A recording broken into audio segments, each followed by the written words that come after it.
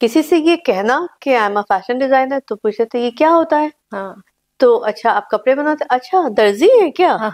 Front page पे थे Russia के न्यूज़पेपर में, मॉस्को के, और उस पे लिखा था the finest embroidery of the world has come from Lucknow India. The bigger designers even all over the world, जो आपके बड़े ब्रांड नेम्स हैं, डायर है, शनेल है, ये सब इंडिया आ रहे हैं। हिंदुस्तान से ज्यादा अच्छा कोई आर्टिजन कहीं नहीं है, और Very true. उतना इकोनॉमिकल भी। आपके हाथ में अगर कला है तो आपके ऊपर ऊपर वाले की एक देन है। आप अगर कढ़ाई करें या आर्ट बनाए तो उतनी देर आपका माइंड जो है वो बिल्कुल फोकस हो जाता है। अच्छी बात है कि एजुकेशन पे फोकस है, सबको अपने करियर पे फोकस करना चाहिए, बट समवेयर मे बी ये आर्ट एंड क्राफ्ट जो है, यही सारी चीजें आगे जाके करियर का पार्ट बन जाए। वो जेंडर बायस जो होता है, ये क्या करेंगी, इनको क्या आता है, ये हमें बताएंगी, अभी ये हमको बताएंगी कि कैसे काम करना है। पहले अपने आप को उस लेवल पे लाने के लिए मेहनत करनी पड़ती है।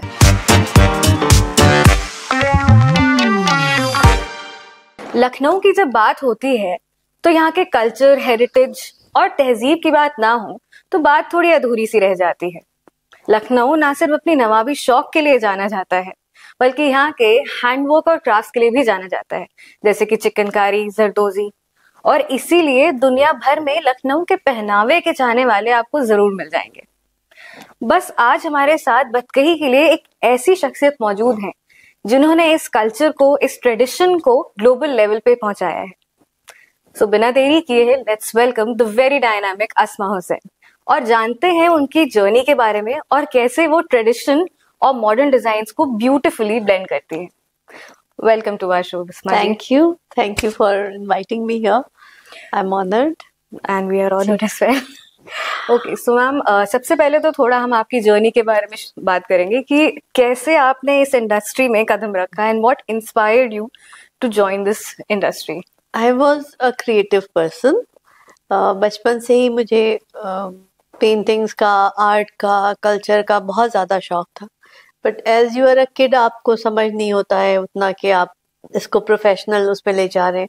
And coming from the family of services, engineers, doctors and IAS officer, there was no fourth profession which was supposed to be. And my mom is a very stickler for for girls especially, that they have to be professionals. तो उनका बचपन से ये था कि मुझे doctor बनना है, मेरी सिस्टर को इंजीनियर बनना है, ब्रदर को इंजीनियर बनना है। तो ये बचपन से हम लोगों को बस फिक्स कर दिया गया था, वो तो होना ही होना है। There's no such thing. We come from that generation. तो उसी के साथ बड़े हुए। लेकिन मैंने कभी भी अपना पैशन आर्ट का वो छोड़ा नहीं। और काफी बचपन से I used to stitch my clothes. So my mother also used to stitch our clothes. Like she was very, she always wanted us to wear nice clothes. और उस जमाने में रेडीमेड बहुत अच्छा नहीं मिलता था। I am talking about 70s, late 70s। तो वो हमेशा कोई नया फैशन आया है तो वो बनाती थी। And so I had a atmosphere which was creative. And my father is very good in maths and he's an engineer, so he had that analytical mind and very good in art. And my grandfather, he was a poet. He was his hobby was to play tabla, and he used to paint. He was an architect. So I think I grew up in that atmosphere जहाँ शाम weekends हैं तो गजल हो रही है, गजलों की महफिल है, बिंदादीन महाराज, बिरजू महाराज जी हम लोग के घर आते थे और वो शाम को महफिल होती थी। तो I think it all silently affected me and made me what I am.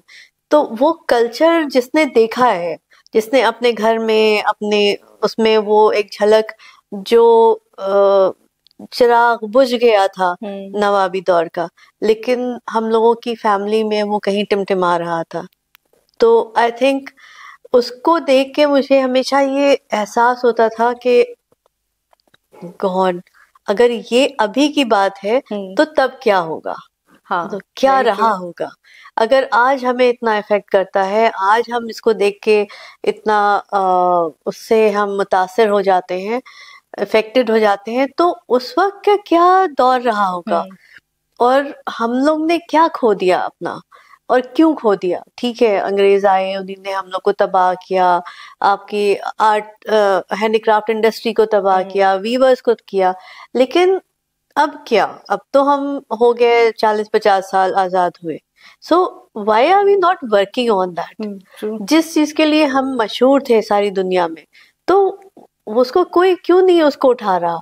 तो ये सवाल, ये मुझे बचपन से टिक टिक लाइक अ यू नो एक घड़ी की तरह मेरे दिमाग में हर वक्त चलता था।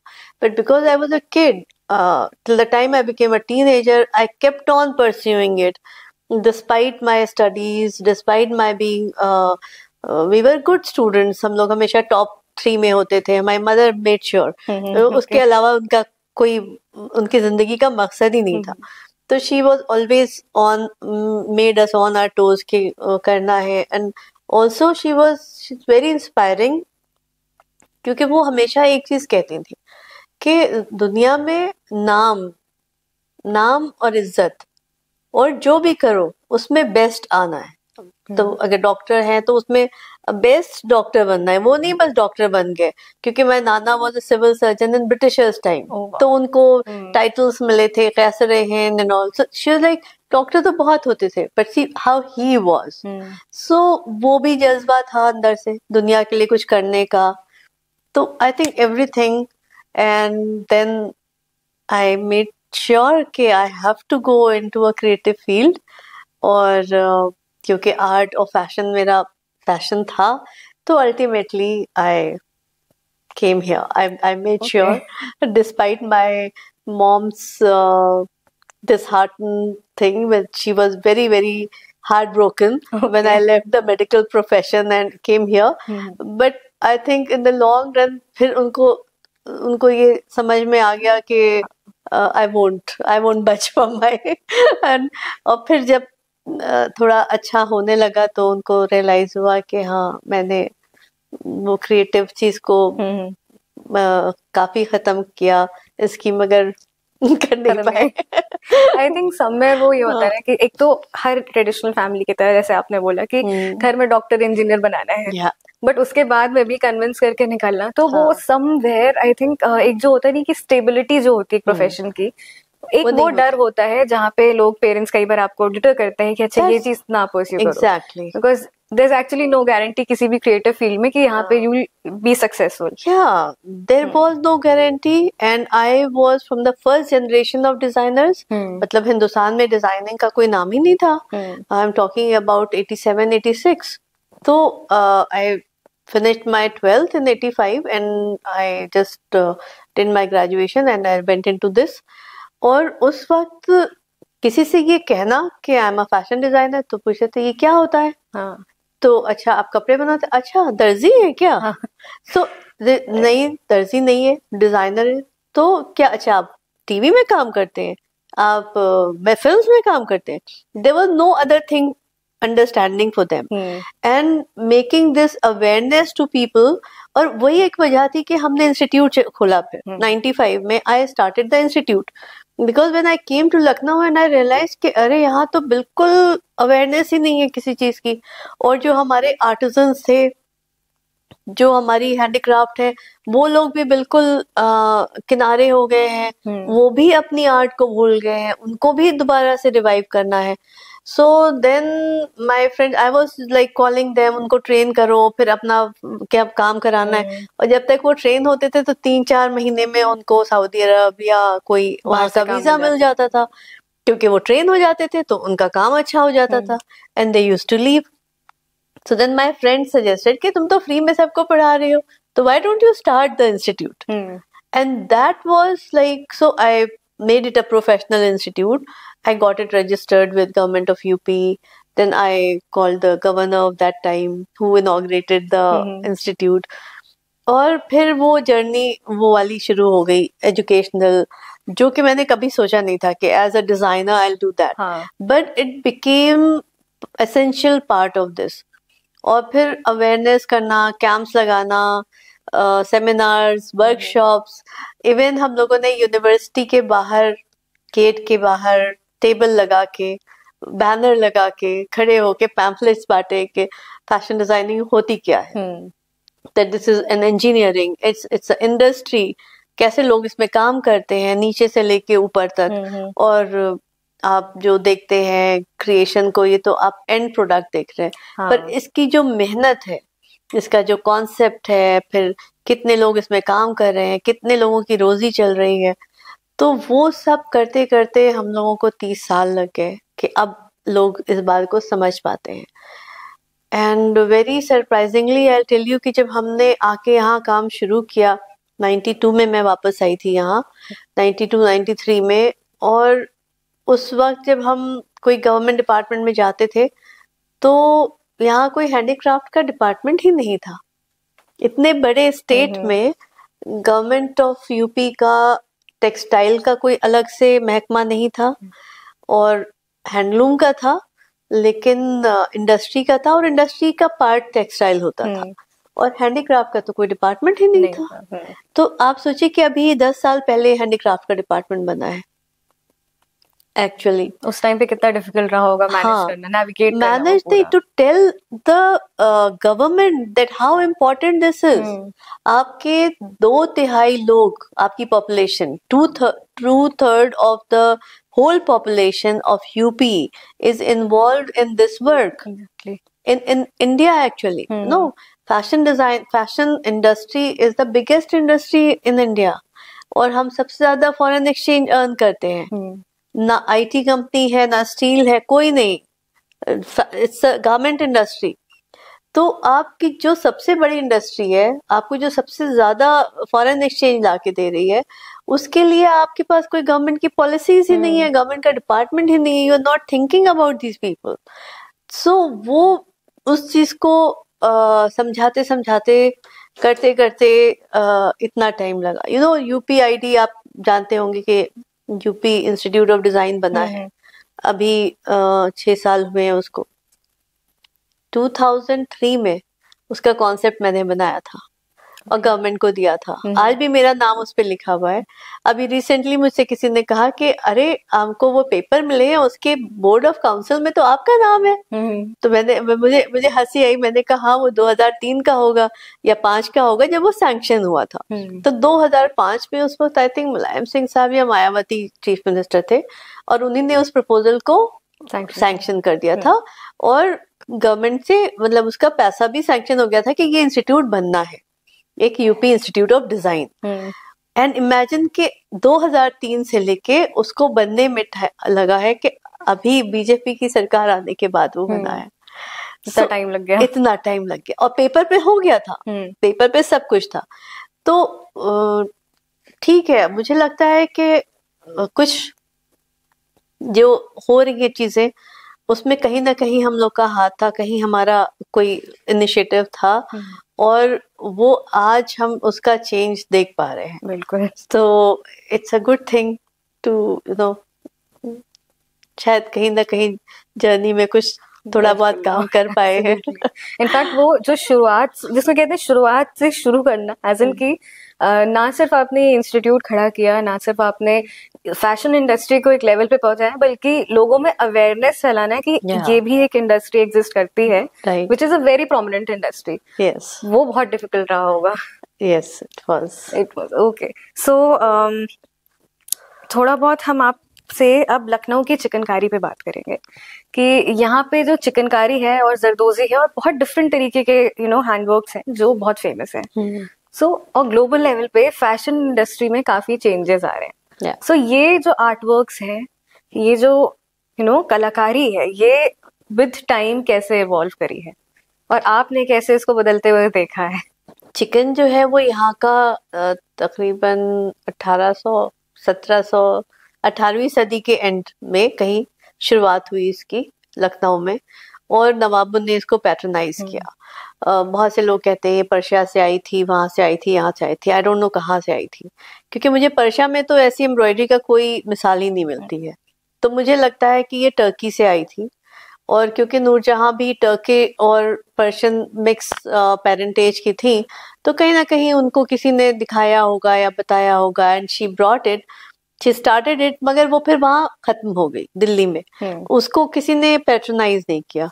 और फिर नवाबों के दौर में लखनऊ में जब वो शुरुआत फिर से शुरू हुई, तो नवाबों ने उसको बहुत पैट्रोनेज दी आर्टिजन्स को, और दैट इज वाई यहाँ पे उसका एक सेंटर बन गया। लखनऊ के अलावा कहीं नहीं होती है ये चिकन वाली, white on white, thread on thread. और इसमें जो टाके हैं उनके जो नाम है, चमेली का फूल, घास पत्ती, धनिया पत्ती, कर्ण फूल, तो आप अगर कहें कि ये स्टिच का नाम है, इट्स लाइक ओके। कोई अगर आप बाहर जाए वेस्टर्न एम्ब्रॉयडरीज के नाम कहें तो वो कहेंगे ये हेरिंग बोन है, ये ब्लैंकेट स्टिच है, ये फलाना स्टिच है, क्रॉस स्टिच है, ये स्टेम स्टिच है। बट ये कोई नहीं कहेगा ये कर्ण फूल है, नो ये घास पत्ती है। तो कितने पोएटिक नाम दिए उसको, और नेचर से इंस्पायर्ड था। तो घास की पत्ती की जैसी उसकी स्टिच आ रही है तो इसलिए घास पत्ती है, धनिया पत्ती है, या कौड़ी है, कौड़ी जिसको आप शेल्स, सी शेल्स जो होते हैं छोटे छोटे, उसको कौड़ी कहते हैं, तो कौड़ी है। और तो ये एक कॉम्प्रिहेंसिव स्टिचेस बनाई उन्होंने, मतलब एक स्टिच से वो पूरी स्टिच नहीं बन रही, उसमें 2-3 स्टिचेस को मिला के वो एक स्टिच हो रही है, यानी एक बूटे को स्टिच कह रहे हैं और उसको नाम दे रहे हैं।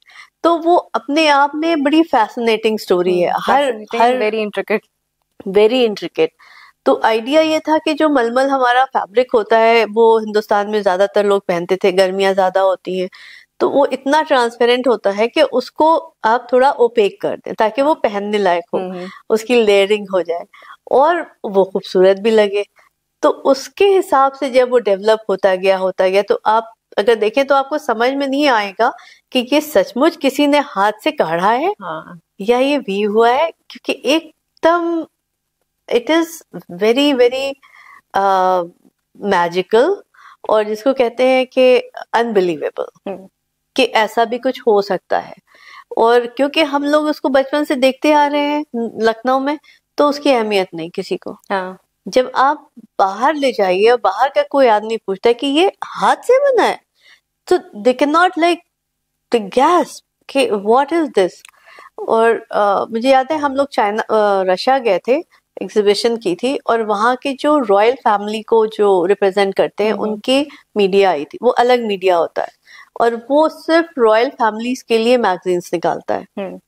तो वहाँ के जो जर्नलिस्ट थे उन्होंने जब आके देखा तो they were like what is this, and they rode next day. हम लोग फ्रंट पेज पे थे रशिया के न्यूज़पेपर में, मॉस्को के, और उस पे लिखा था the finest embroidery of the world has come from Lucknow, India. So beautiful. So that was when I saw the caption. I felt so proud about Lucknow, about us, that these people are saying it's the finest. और वहाँ पे 29 countries थी, मैं आपको बताऊं। उस 29 countries में बड़े बड़े लोग आए थे, very big designer. It was only designer thing. Chanel भी था, Dyer भी थे, सब थे, but फ्रंट पेज पे हम लोग की तस्वीर गई। इतने बड़े ब्रांड्स में भी chikankari Lucknow and Asma Hussain. So that was that okay, people understand. आप चाहे कितना भी कहें, भले ही आप कमर्शियली कुछ ना कर पाए। बहुत से मेरे कलीग्स हैं जो दिल्ली में हैं, बाहर हैं, यूएस में हैं, वो मुझे कहते तुम लखनऊ क्यों गई, तुमने लखनऊ जाके क्यों कर दिया, अपना करियर खराब कर दिया, तुम दिल्ली में होती, मुंबई में रहती तो तुम्हारा करियर कुछ और होता। सो आई टेल देम कि अगर मुझे वो करना हो तो मेरे पास तो और भी ऑप्शंस थे। I did not take them because I had a agenda, मेरा एक पर्पस था इसको करने का, और वो सिर्फ पैसा कमाना नहीं था। एक बड़ा डिजाइनर बन के आप करोड़ों रुपए कमा लें, सिर्फ वो नहीं था।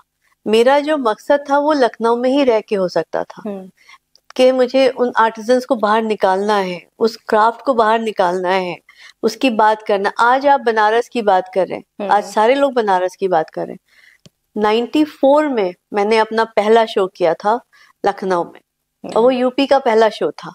यूपी में कोई डिजाइनर नहीं था, यूपी में कभी फैशन शो नहीं हुआ था, और मैंने उस अपने पहले शो में ब्रोकेड्स ऑफ बनारस प्रेजेंट किए थे, जरदोजी प्रेजेंट की थी, और मैंने टुकड़ी का काम और चिकनकारी, मैंने सिर्फ इन 4 चीजों पे फोकस किया था।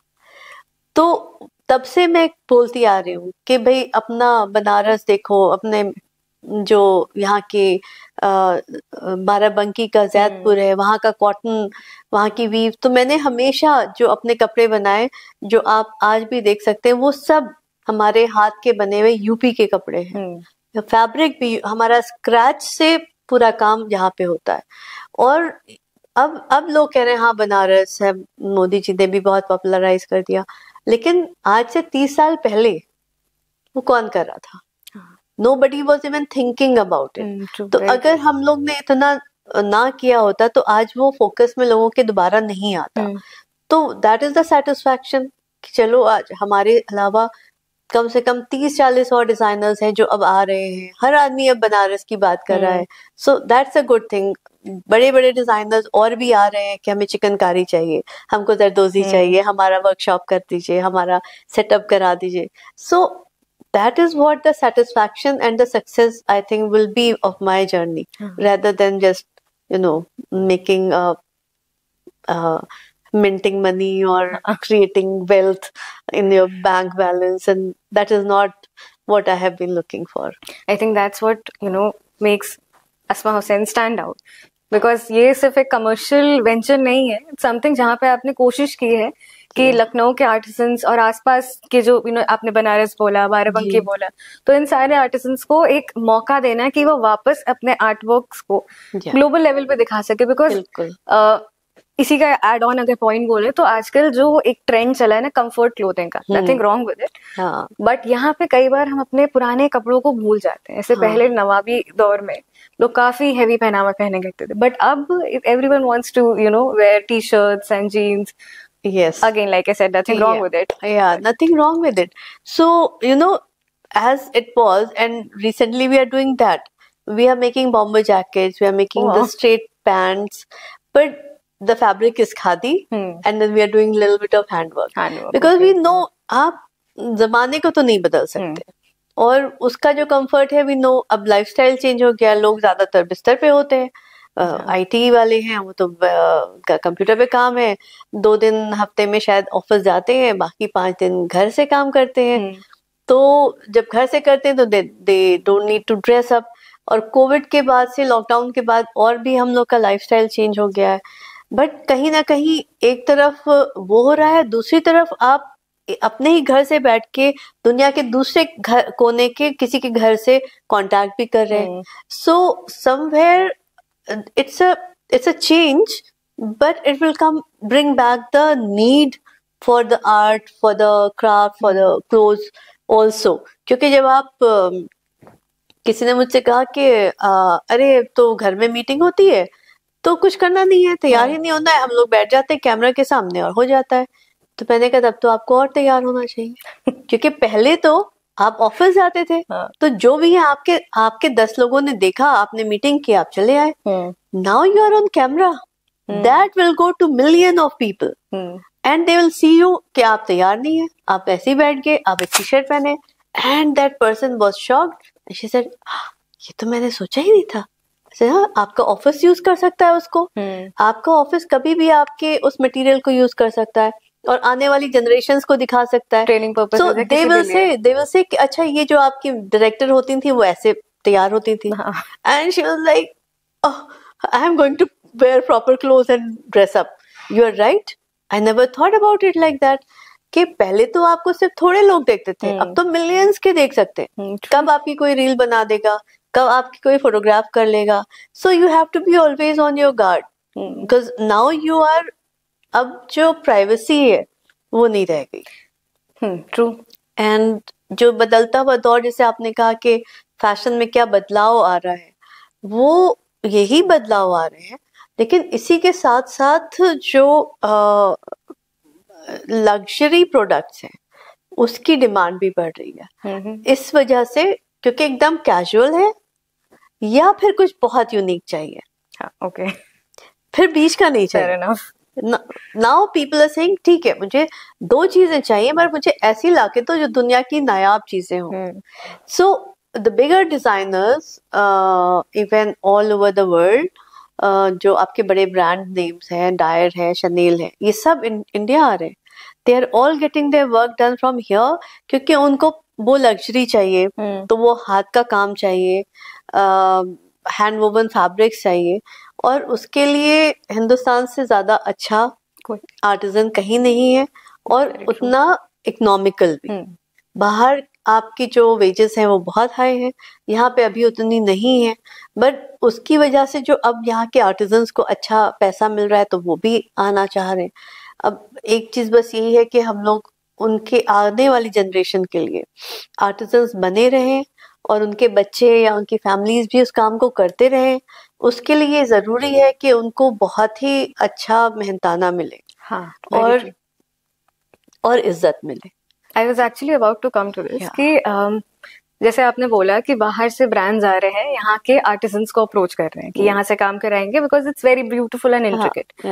बट अब यहाँ पे एक चीज ये भी है कि जो आपने वेज वाला पार्ट मेंशन किया एंड मेहनताना आपने बोला कि आगे की जनरेशन इस चीज को फॉलो करे, इसलिए उनको मेहनताना अच्छा मिलना चाहिए. बट आई थिंक ये एक प्रॉब्लम है कि जो वेस्ट में जो वेजेस है वो कंपैरेटिवली बेटर है एज कम्पेयर टू इंडिया. और यहीं पे आई थिंक रीजंस आते हैं कि जो आर्टिजन्स जो होते हैं, उनके बच्चे होते हैं, फिर वो अगेन वो आर्ट को छोड़ देते हैं और दूसरे फील्ड्स में जाते हैं जहाँ पे मोर स्टेबिलिटी. हाँ, बिल्कुल. उस बारे में हम क्या कर सकते हैं?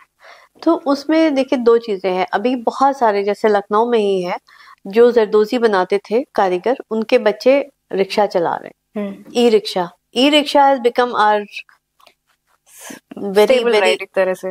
No, it's like a pinching thorn for us because not only that it's creating a bad traffic, it's also it makes people think. जो गरीब लोग हैं उनको लगता है कि हम दिन भर में 400-500 रुपए कमा लेंगे, 700-800 रुपए कमा लेंगे. वो कैलकुलेशन नहीं करते कि वो 800 रुपए अगर उन्होंने रिक्शा चला के दिन भर में कमाया तो उसमें से 300 रुपए वो रिक्शा मालिक को दे देंगे. अगर कभी वो खराब हो गया तो उसकी रिपेयर भी उनको करानी है. प्लस उनको पूरा दिन एक मिट्टी गर्मी में यहाँ से वहां घूमना है. बट वो मजा भी आता है. जो यंगस्टर्स हैं दे फील कि हम बंध के नहीं बैठे हैं, हम जब चाहे जाए, जब चाहे ना जाए. तो ये एक है. और rickshaw is become an easier option जो पहले नहीं था. लेकिन उसी के साथ साथ हम लोगों को ये करना पड़ेगा कि प्राइड ऑफ योर क्राफ्ट, कि हम हैं क्या, हम अपने को क्या बता रहे हैं. हम रिक्शा चलाने वाले हैं या हम एक आर्टिजन हैं? तो हमारी इज्जत किस में ज्यादा है, एक रिक्शा चलाने वाले में या एक आर्टिजन होने में? एक आर्टिजन मतलब आपके हाथ में एक कला है. आप एक भाई हिंदू फिलॉसफी में तो सरस्वती का कहते हैं ना, बिल्कुल. कि भाई आपके हाथ में अगर कला है तो आपके ऊपर वाले की एक देन है, ऊपर वाले का आपको आशीर्वाद मिला हुआ है, उसकी दुआएं हैं. तो वो एक चीज है. चलिए उसको भी छोड़ देते हैं. अब आ जाती है बात कि भाई वो सब तो ठीक है, पर आदमी खाएगा क्या अगर कमाएगा नहीं तो अब ऐसा नहीं है कि वेजेस बहुत खराब हो. अब आपको अगर आप 15,000 रुपए रिक्शा चला के कमा रहे हैं तो आप 20,000 रुपए अच्छे आर्टिजन बन के भी कमा लेते हैं. अब वो वाला टाइम नहीं रहा कि आपको 2,000-3,000 पे कोई काम देगा. अब तो आर्टिजन्स को 1,000 रुपए पर डे का वेज मिल रहा है अगर आप अच्छे हैं. बट ये नहीं है कि आप काम नहीं करना चाहते हैं या आपका हाथ नहीं अच्छा है, आपके टाके नहीं अच्छे, मगर आप कहें हमको 1,000 रुपए मिलना चाहिए, तो वो नहीं हो सकता. So this is where we have to take this out कि ऐसा नहीं है कि आपको अच्छी वेज नहीं मिलेगी. आपको 20,000-30,000 रुपए भी मिल सकते हैं बनिस्बत कि आप काम भी अपना ईमानदारी से और मेहनत से करें. तो इस चीज को ले जाने की जरूरत है, इस चीज को दुनिया को दिखाने की जरूरत है कि see what artisans are doing. So हम लोग ने भी इस बारे में काफी वो किया हुआ है कि जो हम लोगों ने इतने सारे आर्टिजन्स को जॉब में लगाया है and how well they are doing. तो रिसेंटली भाई एक लड़की थी, पुराने लखनऊ में रहती थी, एकदम एक टिन शेड पड़ा था, इतनी छोटी सी, मुश्किल से आप 6x8 की कोठरी टाइप होगी जिसमें वो रह रही थी. उसके मियाँ ने छोड़ दिया था, उसके बच्चे थे. तो हम लोग ने उसको सिखाया किया और वो उसका किसी रिश्तेदारों का घर था, उसकी ज़मीन थी। उसने मुझे रिसेंटली एक वीडियो बना के भेजी कि मैम देखिए मैंने अपने घर की छत डाली है, मैंने स्लैब डाली है अपने घर के ऊपर। कितनी खुशी हुई होगी वो देख के। सो दैट इज कि उसने 5 साल 6 साल हुए हैं उसको काम करते हुए, और उसने इतना कर लिया अकेले अपने बलबूते पे कि वो आज टिन शेड से एक पक्के मकान में आ गई और अपने बच्चों को पढ़ा रही है, वो आराम से रह रही है। तो ऐसा नहीं है, जब लड़कियां कर सकती हैं, और हम लोग ने जो लड़कियों को जॉब में लगाया है जो कि घर में 500 रुपए भी नहीं कमाती थी, तो वो आज 15,000 20,000 रुपए कमा रही है।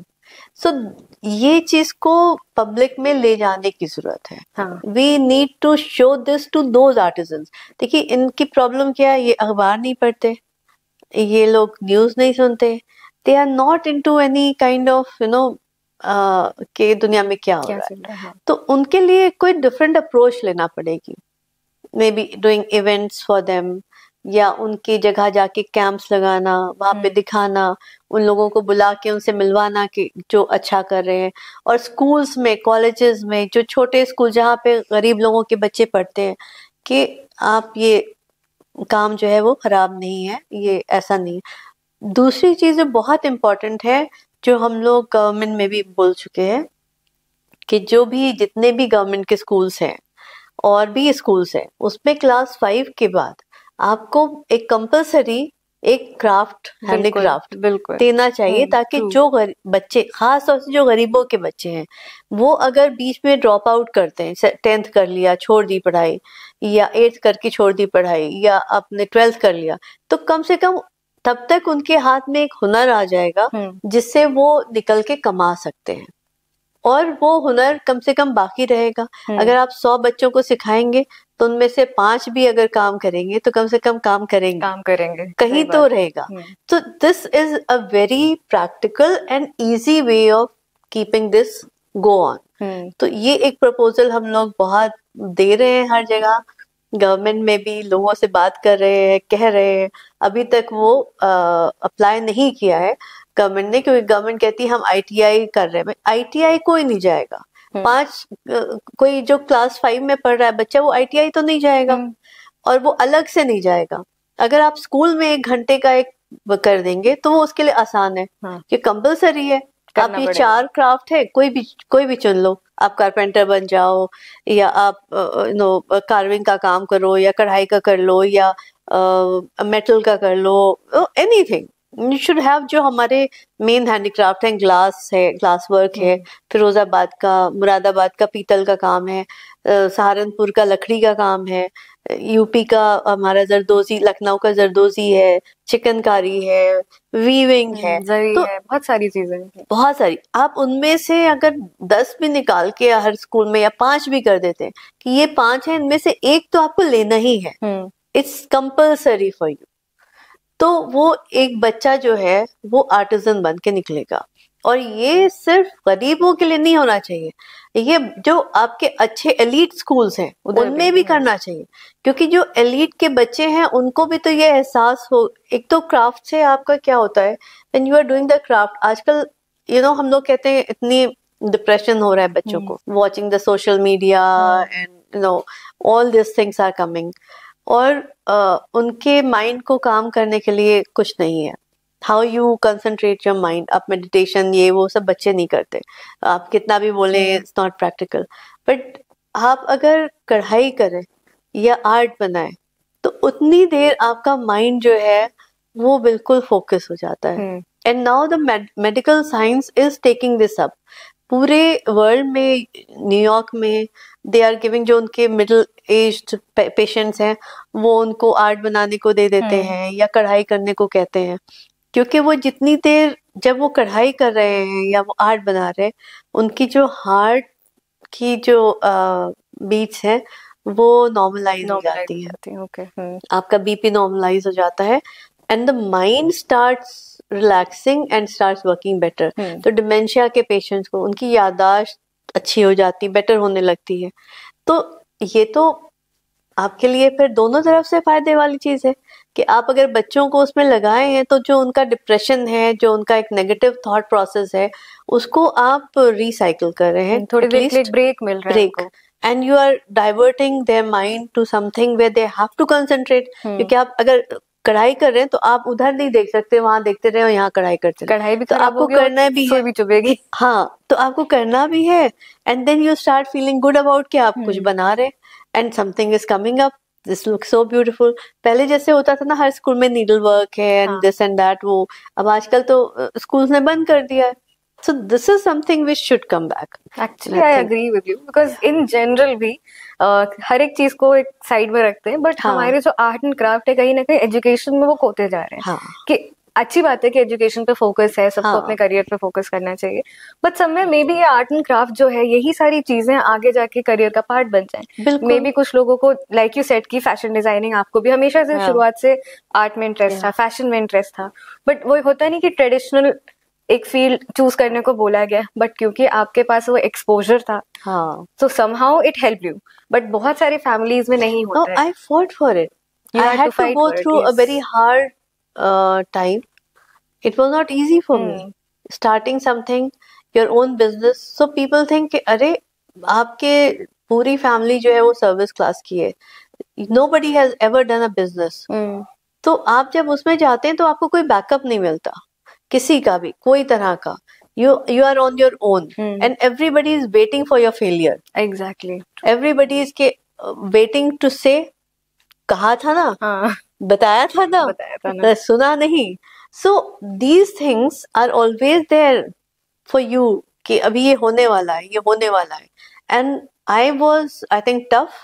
I am strong. अब मैं सोचती हूँ, मुझे अब बाकी लोगों को देखती हूँ तो मुझे लगता है कि अच्छा I am stronger than lot of other people, that I managed to bring this till now and till here, and that itself was a hard task, but हो गया।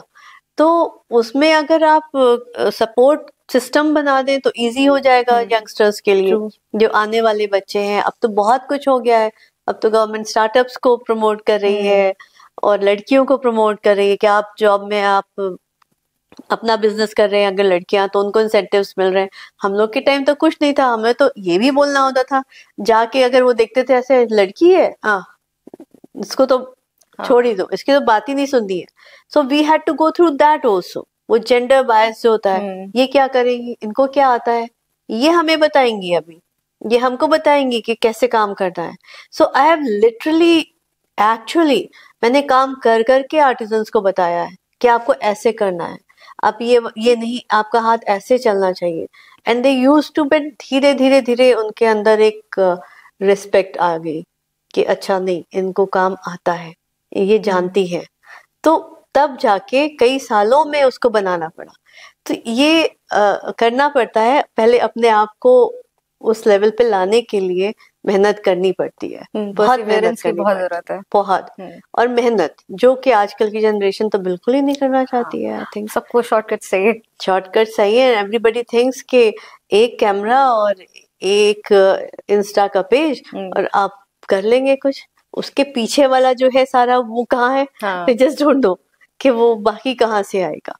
सो अच्छा, आपने भी एक बात बोली ना, वो जेंडर वाला जो अपना एस्पेक्ट उठाया, तो इट जस्ट क्लिक कि पहले के टाइम में जो दर्जी होते थे, जो टेलर्स होते थे, वो भी मास्टर जी होते थे।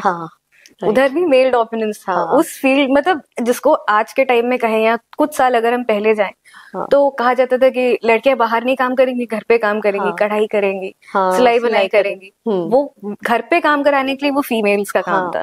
बट जब मास्टर जी की बात आई तो वहां पे अगेन वो इंडस्ट्री मेल डोमिनेंट हो गई। बिल्कुल। सी आप देखिए, सारी इंडस्ट्री, जो औरतें घर में, जो हाउस वाइफ्स हैं या होम मेकर्स हैं, वो जो काम करती हैं घर में फ्री में करती हैं। लेकिन वही काम जैसे कमर्शियल होता है, वहां पे आपको मेल्स दिखेंगे, चाहे वो शेफ हो, चाहे वो टेलर्स हो, और चाहे आपके और भी बहुत सारी ऐसी चीजें हैं जिसमें डिजाइनर्स में भी, डिजाइनर्स भी आप देखिए कि जो मेल डिजाइनर्स हैं, they are more successful, they are more in number, क्योंकि वो प्रोफेशन यहाँ समझा ही जाता है कि प्रोफेशनल काम करना जो है वो एक आदमी की या लड़के की जिम्मेदारी है। और लड़कियां तो शौक के लिए कर रही है, अरे आज करो या ना करो कोई फर्क नहीं पड़ता। हाँ।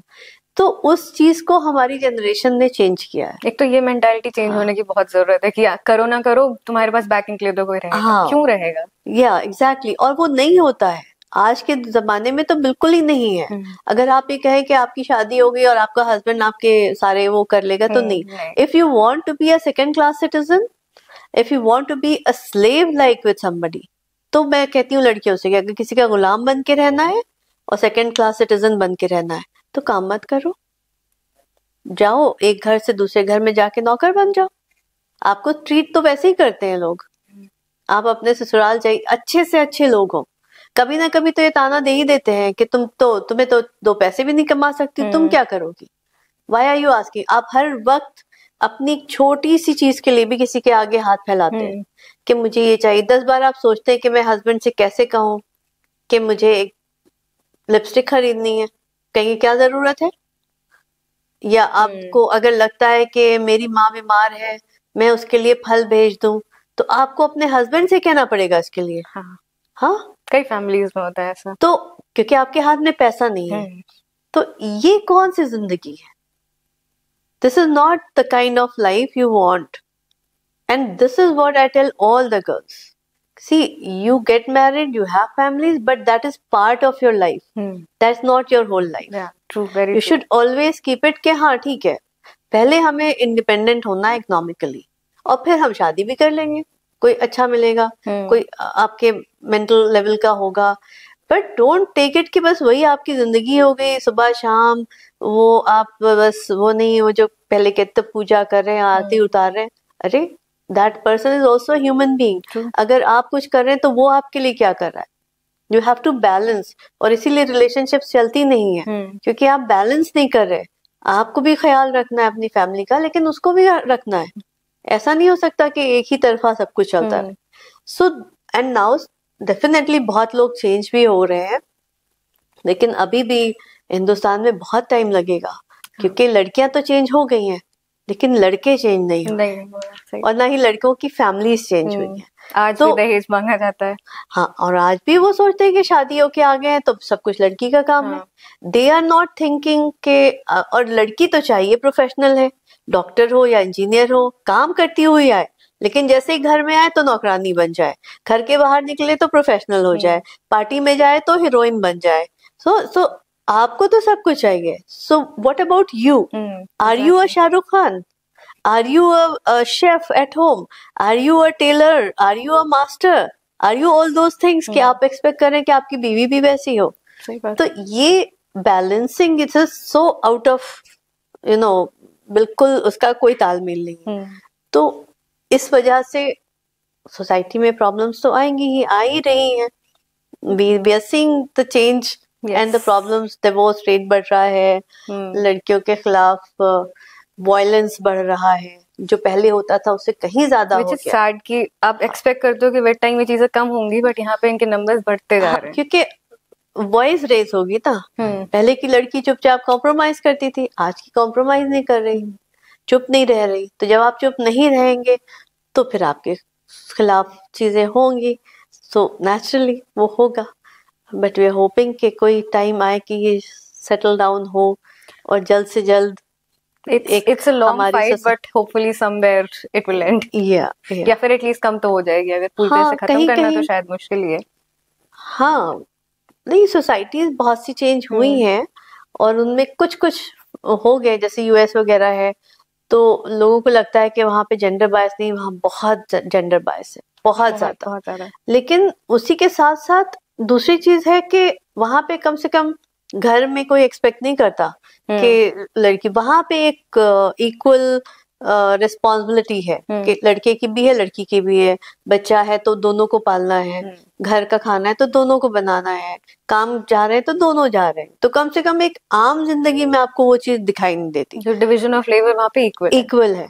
और रिस्पेक्ट ऑफ रिलेशनशिप जो हम लोग अपने हिंदुस्तान में भूलते जा रहे हैं।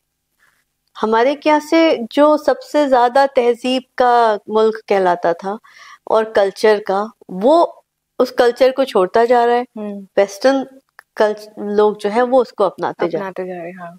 तो ये जो है बहुत खराब चीज हो गई। अगर आपके रिश्तों में रिस्पेक्ट नहीं है तो प्यार कहाँ से होगा, और वो प्यार और रिस्पेक्ट ना हो तो फिर रिश्ता ही कहाँ से होगा। ट्रू।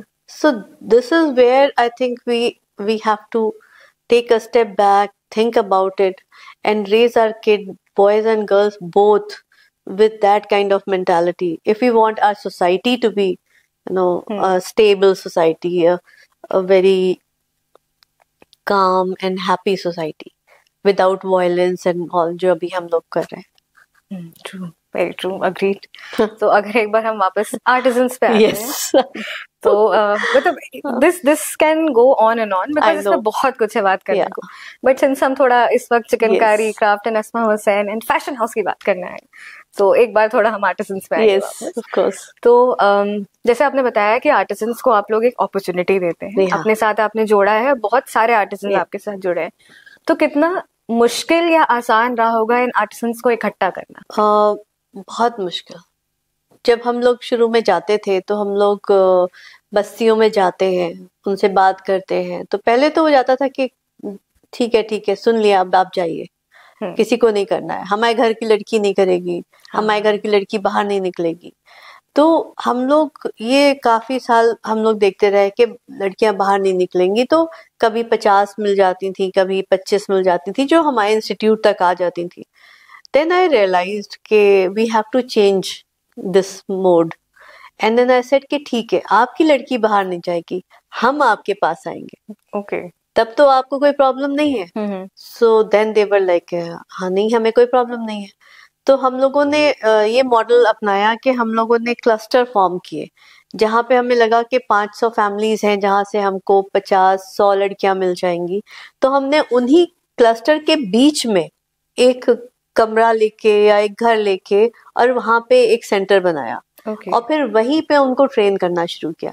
तो वो ऐसा होता था कि वो अपने घर से निकली और सामने ही आना है, मतलब मुश्किल से 50 मीटर चलना है, तो सब आ जाती थी। और दोपहर में वो इवन लंच ब्रेक हो जाता था तो वो अपने घर चली जाती थी, और घर जाके देख के, जैसे बहुत सी मैरिड लेडीज तो वो घर जाके खाना वाना खिला के फिर वापस आ जाती थी, और फिर 4 बजे उनकी छुट्टी हो जाती थी।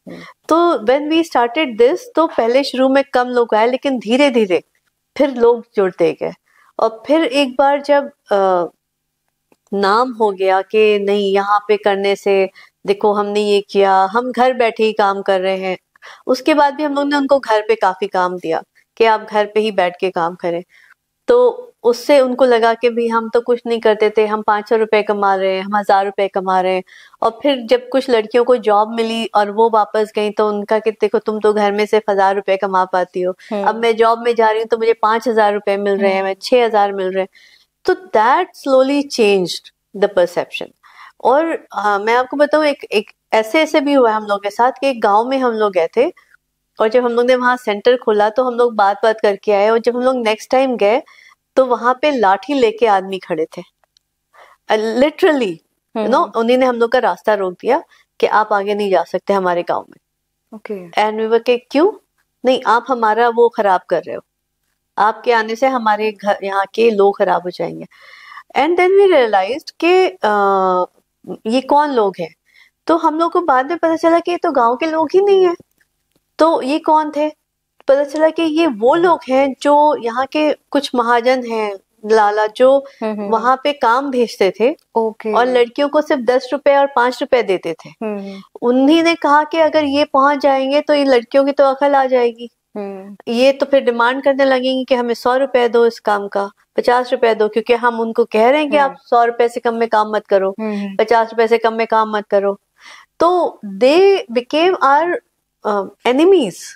और हर जगह हम लोगों को उन्हीं ने रोकने की कोशिश की, वायलेंस करने तक की कोशिश की कि हम आपको मार देंगे, हम आपको ये कर देंगे, अगली बार आए तो हम आपकी जान ले लेंगे, ऐसा हुआ। Then we had to report.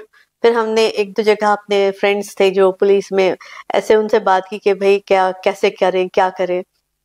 तो दे सेड कि अगर आपको ऐसा लग रहा है तो डोंट गो, आप कुछ मतलब वो लेके जाओ। मैंने कहा देखिए, डोंट गो वाली तो मेरे पास चॉइस नहीं, चाहे कुछ भी हो मैं जाऊंगी, तो चाहे कुछ भी हो। So next time I went and then I took few like men with us, थोड़े से नो बाउंसर टाइप के, कि देखते हैं क्या होता है। And we talk to the girls कि अच्छा उस जमाने में फोन भी नहीं होते थे। उस वक्त टाइम पहले क्या बात ये मैं बता रही हूँ आपसे, बस 15 साल पहले की, बहुत पुरानी बातें नहीं है। नहीं, ये सब 2006-07 की बात है। ओके। और उस वक्त फिर हम लोगों ने, ये नहीं था कि मोबाइल फोन आप उठाइए और किसी लड़की को बता दीजिए गांव में क्या हो रहा है। बहुत एक आध किसी के पास फोन होता था, तो हम लोगों को जो भी कहना है वो आपको जाकर ही बोलना पड़ता था।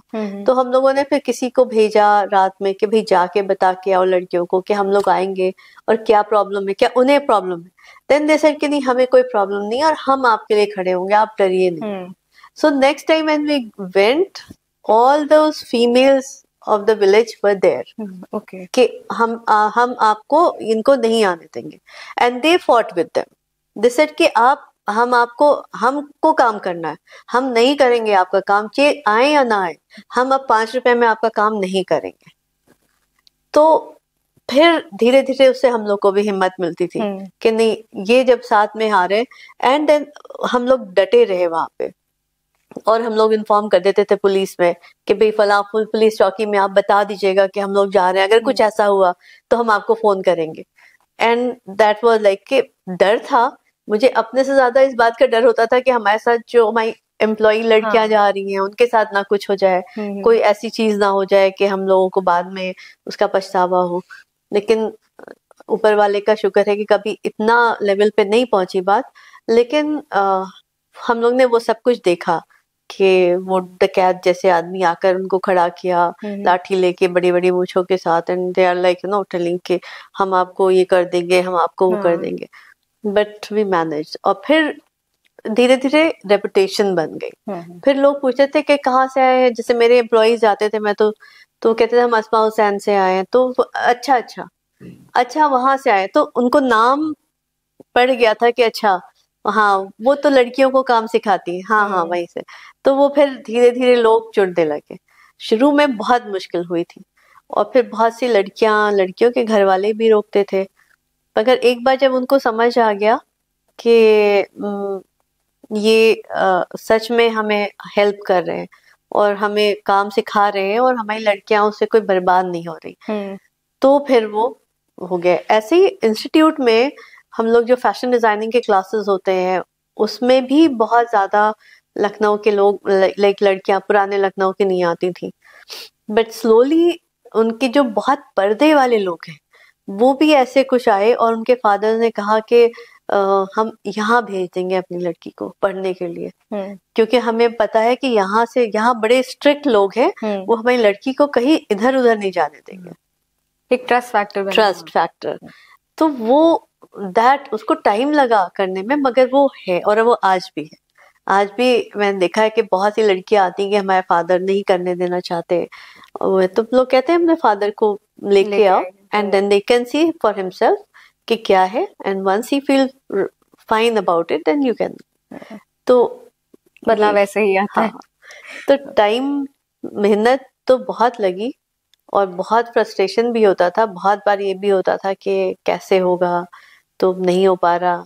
लेकिन इट वाज के आई वाज ऑलवेज के डोंट थिंक लाइक दैट, होगा, लेट्स कंटिन्यू इट, डरना नहीं है किसी से बस।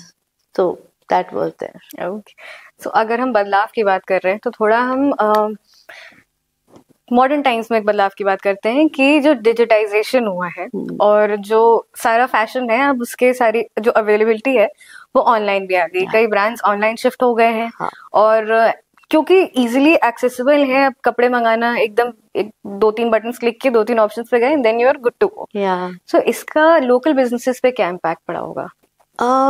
सो थोड़ा तो इम्पैक्ट पड़ा है। द थिंग इज के क्योंकि जो लोकल बिजनेस भी है दो तरह की है। एक तो वो है जो होलसेल वाला काम करती है, मासेस के लिए सस्ता काम है, 1000 का 1500 का सूट पीस है, तो उनके लिए तो बहुत अच्छा हुआ है, because all they have to do is also use an online thing and it just moves faster, क्योंकि कोई भी आदमी 1500 का या 2000 का कुर्ता या वो ले लेता है ऑनलाइन। लेकिन अगर आप कहें कि भाई 90,000 का लहंगा है या 1 लाख का लहंगा है, तो उसको लेने में ऑनलाइन वो 4 बार सोचेगा हाँ। कि इतना महंगा है तो पहले मैं देख लूं उसे। तो बिना देखे मैं कैसे हाँ करूं। इवन 20,000 के ऊपर का भी सामान जब कोई क्लाइंट खरीदता है तो वो सोचता है कि I want to have a look. तो उसका फायदा तो हुआ है, बहुत फायदा है ऑनलाइन जाने का, क्योंकि आप दुनिया के हर कोने में कहाँ से आपके पास क्लाइंट आएगा, कौन आ जाएगा, you don't know, and you have an easy access to reach them. लेकिन दूसरी तरफ ये है कि जो आपका मेन बिजनेस का जो एक्चुअल वो है कि आपको फील चाहिए, आपको देखना है, या जो वेडिंग ट्रूजोल्स हैं, जो ब्राइडल्स हैं, वो आज भी ऑफलाइन ही अल्टीमेट होते हैं। आप रिसर्च करने के लिए ऑनलाइन जाएंगे, रिसर्च तो कर लेंगे, लेकिन जब लेना होगा तो आप कहेंगे पहले देख लेते हैं, पहले जाकर देख आते हैं 2-3 जगह पे, फिर डिसाइड करेंगे। तो उसमें अभी भी ऑफलाइन वाला ही काम चल रहा है। और दूसरी ये हुआ है कि कुछ यंगस्टर्स एंटरप्रेन्योर्स बन गए हैं, तो that's a very good thing. एक तरफ उनकी कुछ इनकम होने लगी है, लेकिन उसका डेंट जो एक स्टेबल बड़ी इंडस्ट्री होती है उसके ऊपर पड़ता है, क्योंकि वो इंडस्ट्री इन्वेस्ट करती है इंफ्रास्ट्रक्चर में। अगर कोई फैशन हाउस है तो उसका एक डिजाइन डिपार्टमेंट होगा, उसका एक रिसर्च डेवलपमेंट प्रोग्राम डिपार्टमेंट होगा, एक उनका मैन्युफैक्चरिंग होगी, आपके डिजाइन करने वाले 4-4 महीने 6-6 महीने तक वर्क करते रहते हैं, रिसर्च करने वाले उस पर रिसर्च करते रहते हैं। आपने प्रोक्योर किया, आपको एक डिजाइन बनाने के लिए आप 10 तरह के कपड़े मंगाते हैं, उस पे हजारों लाखों रुपया खर्च होता है।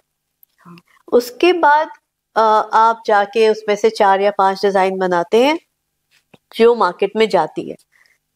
जो घर में बैठा वाला एंटरप्रेन्योर है वो देखता है कि अच्छा ये चीज इसने बनाई है, वो उसने बनाई है, उसे कारीगर को कहीं से तोड़ लो, किसी कारीगर से पूछ के फोटो ले लो, और वो करके अपना इंस्टाग्राम पेज बना दो without investing even a single penny. और फिर वो प्रोडक्ट की कॉस्ट पे उसको सेल करते हैं। मतलब अगर वो चीज 10,000 की बनी है तो वो सोचते हैं चलो 10,000 11,000 ले लेंगे, क्योंकि उसमें उनका कोई स्टेक ही नहीं था। जबकि जिसने 10,000 का प्रोडक्शन कॉस्ट है उसने उसके ऊपर इंफ्रास्ट्रक्चर, डिजाइनिंग कॉस्ट, वो कम से कम 50% की वो आ जाती है। उसकी कॉस्ट हो जाती है, वो 11,000 नहीं रहती, उसकी 20,000 की हो जाती है। और फिर उसके ऊपर वो अपना कुछ प्रॉफिट रखेगा, मार्केटिंग करेगा। तो जो चीज एक स्टेब्लिश्ड ब्रांड को 30,000 की पड़ती है, वो एक नॉर्मल नोविस बंदा उसको 11,000 में बेचने को तैयार है। यू नो, बिकॉज वो भी उससे बहुत अर्न नहीं कर रहा, क्योंकि 1,000 पे वो जब अल्टीमेटली सोचेगा तो उसको कुछ ज्यादा मिला नहीं है, बट उसको ये लगता है कि हमने कुछ बहुत अच्छा कर लिया, क्योंकि वो अपनी कॉस्ट जोड़ता नहीं उसमें, वो अपने टाइम की कॉस्ट नहीं जोड़ रहा, वो अपने इंफ्रास्ट्रक्चर, अगर कैमरा भी है या घर का कोई हिस्सा इस्तेमाल कर रहा है तो उसकी भी तो कॉस्ट है, क्योंकि अगर वो कमर्शियली जाता तो उसको रेंट देना पड़ता। तो वो तो ये सब चीजें जोड़ नहीं रहा। और जो कमर्शियली कर रहा है उसके तो पैसे की भी, क्योंकि इन्वेस्टमेंट है तो आपने किसी से फाइनेंस किया है, किसी से लोन लिया है, वो भी कॉस्ट होती है। तो वो छोटी छोटी चीज, और ये छोटे वाले लोग जो हैं ये बहुत लंबा चलते नहीं है। ये ऐसा नहीं है कि ये कोई बड़ी ब्रांड बन जाएंगे, ये तो अभी बहुत नया नया है ना, अभी 3 साल 4 साल से ज्यादा हिंदुस्तान में हो रहा है, स्पेशली कोविड के बाद से। तो अभी ये इनको लग रहा है कि हम काम कर रहे हैं, हमको 20,000 रुपए महीना मिल जाता है या 30,000 मिल जाता है, पर इट्स नॉट कि जो आदमी करोड़ में कर रहा है, जिसके पास 5,000 या 1,000 लोग काम कर रहे हैं, उसकी जिम्मेदारी और उसका काम इफेक्ट बिल्कुल डिफरेंट है इनसे। तो ये छोटे छोटे लोग बीच बीच में डेंट करते रहते हैं इंडस्ट्री को, लेकिन अभी यही देखना है कि लॉन्ग रन में क्या होता है। तो कोविड का जैसे आपने मेंशन किया, तो उसके बाद में भी आपके बिजनेस में काफी इस पे इम्पैक्ट रहा होगा उसका। या ऑफ कोर्स, आई थिंक वो तो पूरी दुनिया में ही उसका इफेक्ट पड़ा, बहुत स्लम्प था। और 2 साल तो बिल्कुल लोगों ने कपड़े, एक तो शादियां एकदम से बंद हो गई थी, तो छोटी शादियां होने लगी कि 15 लोग हैं, 20 लोग हैं, सिर्फ शादी में होंगे। तो देखा फिर हम इतने महंगे कपड़े बनाने का कोई सेंस नहीं बनता। तो जो आदमी लहंगा पहनता अपना शादी में 50,000 का या 1 लाख का, उसने 20,000 का सूट पहन के काम चला लिया। सो डेफिनेटली बहुत फर्क पड़ा था। और वो फर्क अभी भी है, अभी भी कोई मार्केट वापस ऐसे नहीं हुई है जो हम लोग 2016 में एक्चुअली जिस तरह से मार्केट एकदम उठी हुई थी और ऐसा लग रहा था कि अब हिंदुस्तान बहुत अच्छा करने जा रहा है, तो अचानक से उस टाइम डिमोनेटाइजेशन हो गया। हाँ। और उसका इतना बड़ा इम्पैक्ट पड़ा इंडस्ट्री पे कि उसी से हम लोग नहीं उभर पा रहे थे। और उसके बाद कोविड आ गया, उसके बाद कोविड आ गया, so it was like one thing after the another, and 16 से धीरे धीरे चलिए वो इम्पैक्ट थोड़ा थोड़ा था, उसको 2019 ने 20 ने ठराक से एक कहते हैं ना एक बार में ही गर्दन अलग कर दी। तो अब फिर से पूरा सिस्टम जो है वो धीरे धीरे धीरे कर रहा है। और हैंडीक्राफ्ट्स के ऊपर पहले टैक्स नहीं होता था, टैक्स फ्री था, अब टैक्स है। वो बिल्कुल वैसे ही ना कि हाथ का काम वैसे ही महंगा होता है और फिर उस पे आप टैक्स भी लगा दें। मशीन का काम तो सस्ता होता है, मिल से आया वो मास उस पे बनता है, जो वो टैक्स दे रहा है आप भी टैक्स दे रहे हैं, तो फिर आप आर्टिजन को, हैंडीक्राफ्ट को क्या राहत दे रहे? So it is difficult to continue doing this, but ये है कि ठीक है, वो एक निश मार्केट है छोटी सी, जो फिर भी उसको आके कभी कभी कर लेती है कि नहीं हमको यही पहनना है, हमको हाथ का पहनना है, हमको चिकनकारी चाहिए, तो उससे कहीं ना कहीं मार्केट बस चल रही है, बहुत अच्छी सरवाइव तो नहीं कर रही है, विल नॉट से दैट, लेकिन ये है कि सांस ले रही है। और उम्मीद है कि शायद आने वाले साल में थोड़ी और बेटर होगी, क्योंकि अब थोड़ा थोड़ा पिकअप करना शुरू किया है इस ईयर से, तो शायद हम लोग वापस आ जाए। होपफुली ऐसा जल्दी होगा। Okay, so when it comes to you Asma Hussain, so what does success mean to you when it comes to your brand and personally? Well, for the brand I'll say कि the success would be of course if somebody is wearing it with pride and say कि I'm wearing Asma Hussain, या कोई जब कहता है कि वो क्या खूबसूरत वो साड़ी थी और मैंने उनको पहने देखी या फलां, I think that for me is success. Commercial success तो होती है, आप सरवाइव नहीं कर सकते उसके बगैर, लेकिन एक हम लोग बहुत हद से ज्यादा उस पर नहीं काम करते हैं, तो we have a very manageable kind of a thing.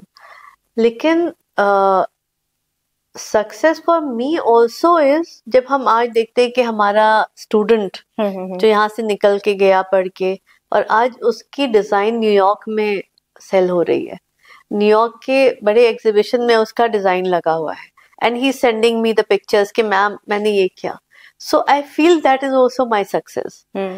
हमारे स्टूडेंट्स यूएस में, यूके में, स्पेन में, हर जगह काम कर रहे हैं, वो भी हमारी सक्सेस है। मुझे लगता है कि हमने अगर इतने सारे स्टूडेंट्स को उनके पैरों पे खड़ा कर दिया, तो वो भी कहीं ना कहीं हमारी सक्सेस है, and I feel satisfied about it. जब हमें कोई कारीगर अपनी वीडियो बना के भेजता है कि मैम मैंने आज फ्रिज खरीदा है, आपने मुझे जब आई थी तो मेरे पास 2 रुपए भी नहीं थे और आज मैं अपने घर में नया फ्रिज खरीद के लाई हूँ, तो वो भी मुझे लगता है कि मेरी सक्सेस है। या कोई बड़ा डिजाइनर जब बाहर से आता है और हमसे कहता है कि मुझे भी एक चिकन की वर्कशॉप खोलनी है, आप मेरी भी वर्कशॉप खुलवा दीजिए, तो वो भी मुझे लगता है कि हम लोग की सक्सेस है, क्योंकि हमने एटलीस्ट उस चिकन को इतना पॉपुलर तो किया कि कोई बम्बई से यहाँ आ रहा है कि हमको भी ये काम करना है। बहुत बड़ी बात है वो। So this everything is a success. We cannot just measure the success in commercial sense. Maybe आज हम मर्सिडीज में ना घूम रहे हो, या हमारे पास 4 मकान पेरिस में नहीं हो, but I don't feel that I am losing anything, I'm missing anything, because this for me is much more gratifying. Right. जो जब कोई कहता है तो वो एकदम से मेरे अंदर एक कुछ धक से हो जाता है कि वाओ। एंड जब कोई आके ये कहता है कि मैम आपने मुझे सिखाया था, आपको याद नहीं है पर आज मैं यहाँ जॉब कर रही हूँ, मैंने आपसे सीखा था, तो मुझे लगता है कि You've done something, right? You've done something. We have done something. आज जब मोदी जी कहते हैं कि हमको अपना हैंडीक्राफ्ट जो है बाहर ले जाना है, और वो जब ऑर्डर करते हैं लखनऊ में कि हमें जरदोजी के बने हुए डिब्बे चाहिए जो फ्रांस के प्रेसिडेंट को दिए गए, और वो हमारे क्या से बन के गए, तो वो लगता है कि हम लोग की सक्सेस है। ही टुक द जो उन्होंने फ्रेंच प्रेसिडेंट को प्रेजेंट किया था बॉक्स, उसमें इत्र था और बाहर से हम लोग ने जरदोजी का पूरा बॉक्स बनाया था, तो वो यहाँ से गया था। वाह। यहाँ आज भी जब वो आते हैं तो हमारे यहाँ से ही स्टोर्स बन के जाते हैं, उनको जो पहनाते हैं योगी जी, या वो जब योगी जी कहते हैं कि ये कहाँ से सामान उठा लाए हो, अस्मा जी वाला लाओ, तो मुझे लगता है कि वो भी हमारी सक्सेस है। Okay, ma'am. So one last question. So if you had to start it all over again, so is there anything you would do differently this time? Of course, lot of things. Now, my experience is much more than what it was 30 years back. No? तो अब मुझे industry के fall outs, उसकी कमियां और कहाँ पे हम लोगों की कमी थी या क्या चीज़ हमने नहीं की टाइम पे, या उसको डिफरेंटली करते तो ज़्यादा सक्सेस मिलती, वो सब चीज़ें अब मुझे पता है। तो जाहिर सी बात है मैं उन सब चीज़ों को तो I will take care of them. लेकिन अगर हम बेसिक स्ट्रक्चर की बात करें कि लखनऊ में आके शुरू किया, यही काम किया, तो उसमें कोई चेंज नहीं होगा। I will keep on doing it again and again and again every time I come, and I think it's overall it was a beautiful journey, and I don't have any regrets.